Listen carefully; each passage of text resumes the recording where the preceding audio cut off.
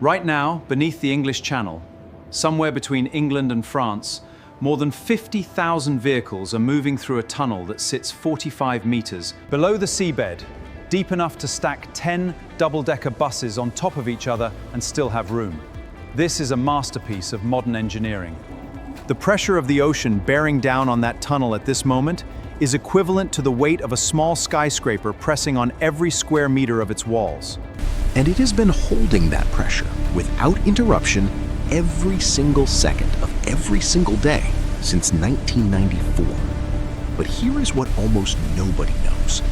The machine that dug it, a single rotating steel cylinder 6 stories tall and heavier than the Eiffel Tower, was deliberately buried inside the tunnel it created because bringing it back out would have cost more than building a new one.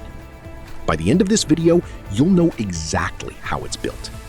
Underwater tunnels are among the rarest and most consequential infrastructure achievements on the planet.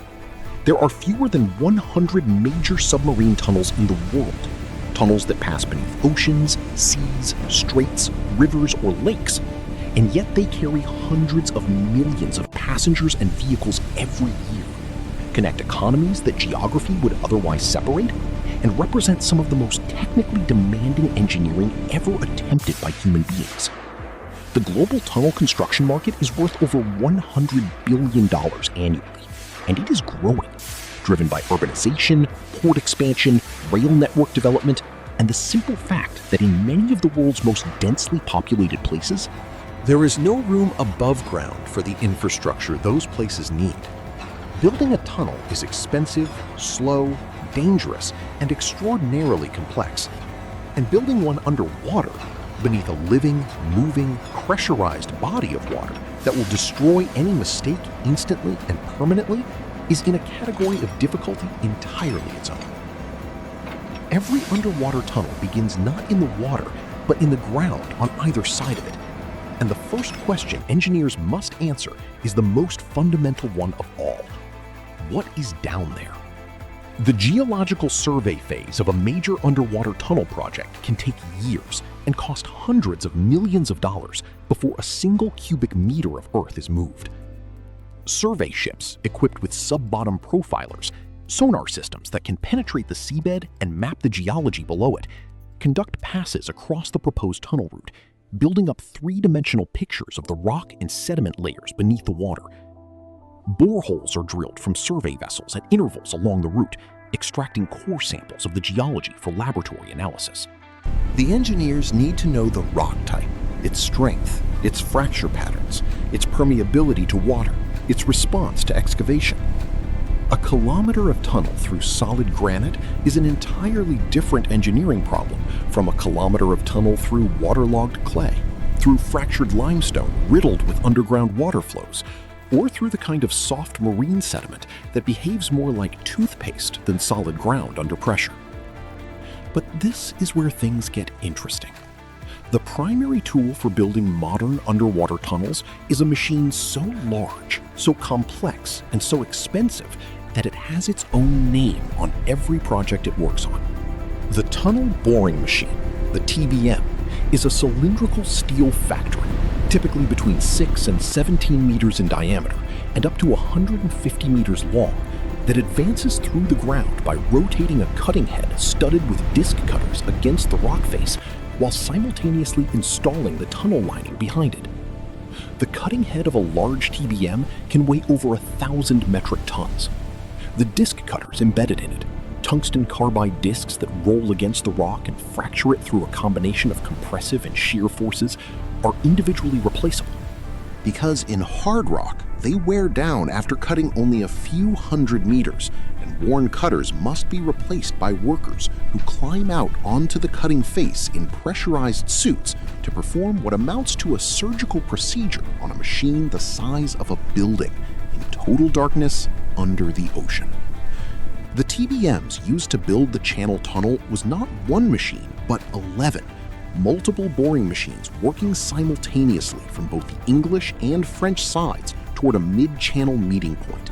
The machines bored through a layer of chalk marl, a geological formation so well suited to tunneling that it almost seems designed for the purpose, consistent in composition, low in permeability, strong enough to hold its shape during excavation, and soft enough to be cut relatively quickly.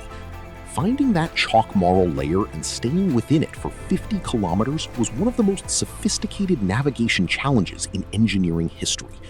The TBMs were equipped with laser guidance systems, gyroscopic compasses, and theodolites that allowed their operators to steer the machines to within millimeters of their planned route, because a navigation error that sent the machine off course by even a fraction of a degree would, over 50 kilometers, result in the two halves of the tunnel missing each other by hundreds of meters. However, the next step changes everything. As the TBM advances, it does not leave a raw hole in the ground behind it. The moment rock is excavated, the tunnel lining must be installed, because an unsupported excavation in the geology below a body of water will collapse, flood, and destroy everything in it within minutes. The lining of a modern bored tunnel consists of precast concrete segments, manufactured in factories on the surface with the same dimensional precision as machined metal components. Each segment is a curved slab of reinforced concrete, typically between 200 and 500 millimeters thick, engineered to interlock with its neighbors into a complete ring that encircles the tunnel like a barrel. The rings are installed by an erector arm inside the TBM, a robotic manipulator that picks up segments weighing several tons each from the delivery system, rotates them into position, and holds them in place while they are bolted to the previous ring. The gap between the outside of the concrete ring and the excavated rock is immediately filled with grout, a fluid cement mixture injected under pressure that fills every void and bonds the ring permanently to the surrounding ground, transforming it from a loose assembly of segments into a structural arch that transfers the load of the earth and water above into compression, the state in which concrete is strongest. Most people never realize what the experience inside a working TBM is actually like. The machine advances at rates that vary from a few meters per day in hard rock to 20 or 30 meters per day in more favorable ground. Inside, the noise level approaches that of a jet engine at close range. The temperature can exceed 35 degrees Celsius from the heat generated by the cutting motors. Workers inside the TBM, machine operators, segment erectors, maintenance engineers, surveyors, work in shifts around the clock, because stopping the TBM unnecessarily allows the ground ahead to relax and move, which can cause the machine to become trapped. The compressed air systems used in soft ground and underwater tunneling to prevent water infiltration mean that workers must undergo decompression procedures at the end of each shift, the same protocols used by deep-sea divers, to avoid the decompression sickness, the bends, that can be fatal if they surface too quickly. Tunnel construction has one of the highest occupational injury rates of any engineering discipline, and the most dangerous moment of any underwater tunnel project is not the boring itself, but the crossing of geological boundaries, the transitions between rock types where water pressure, ground behavior, and structural loads can change dramatically within the span of a single meter. At this point, one unexpected challenge has defeated some of the most experienced tunnel engineers in the world: running sand. Running sand is a geological condition in which water-saturated sandy sediment behaves not as a solid, but as a viscous fluid under pressure. When a TBM encounters a zone of running sand without adequate pressure support, the material flows into the excavation chamber faster than it can be removed. The ground ahead of the machine collapses, and the TBM can be engulfed and permanently trapped. Several major tunneling projects have been halted or severely delayed by running sand encounters, requiring engineers to freeze the ground using liquid nitrogen injected through pipes drilled from the surface, creating a temporary ice wall around the TBM that holds the running sand in place long enough for the machine to be freed and the tunnel face to be reinforced. The Tokyo Bay Aqua Line, a combination of bridge and tunnel connecting two sides of the bay south of the city, encountered multiple zones of difficult ground during its construction and took over a decade to complete, at a cost of roughly $14 billion, making it one of the most expensive infrastructure projects in Japanese history. Now for the most impressive part of underwater tunnel engineering, the immersed tube method. Not all underwater tunnels are bored from the inside. Some of the world's most remarkable submarine crossings are constructed using a technique that seems almost impossibly audacious, building the tunnel in sections on the surface, then sinking them to the bottom of the water and connecting them underwater.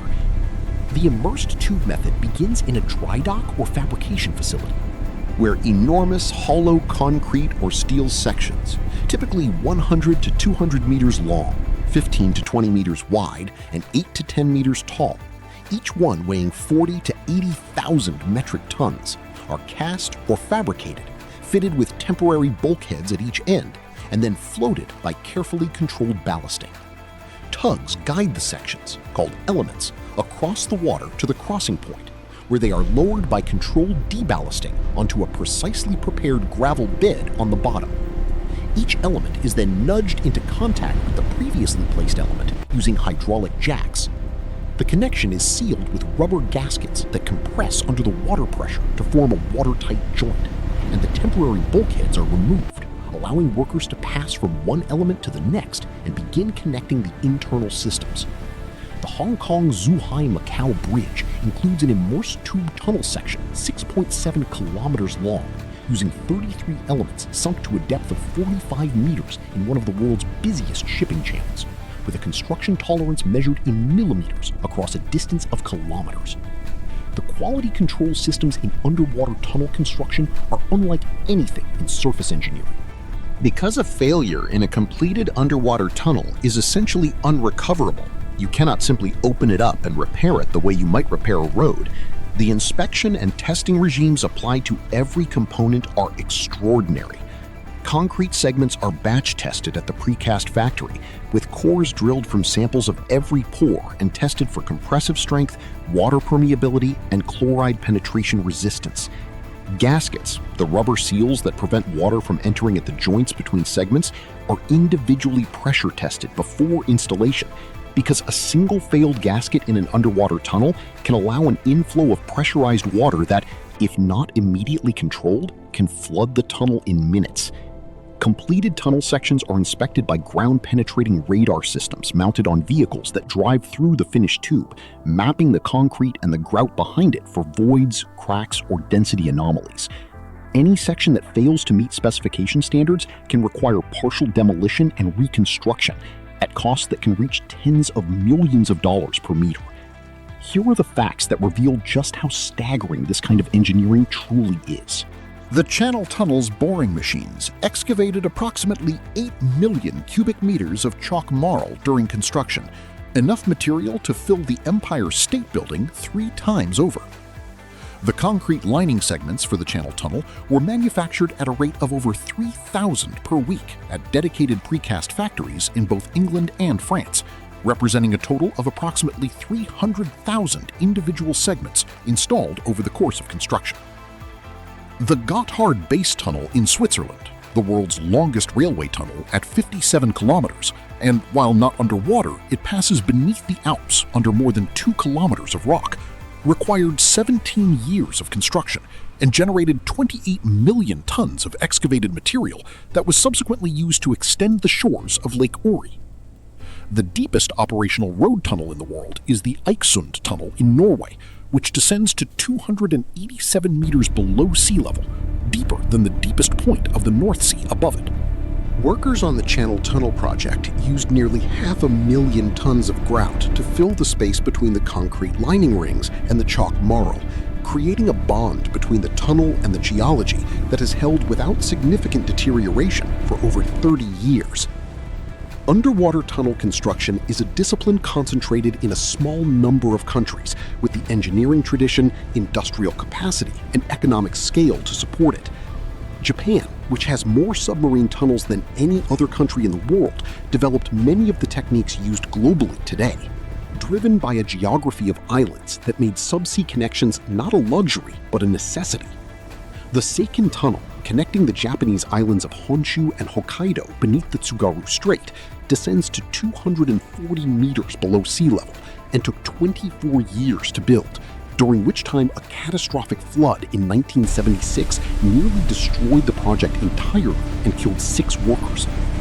China, which in recent decades has become the world's most prolific tunnel builder, has constructed more kilometers of tunnel in the past 20 years than the rest of the world combined, building undersea connections for its coastal cities, harbor crossings for its port expansions, and urban metro tunnels through some of the most geologically complex urban environments on Earth.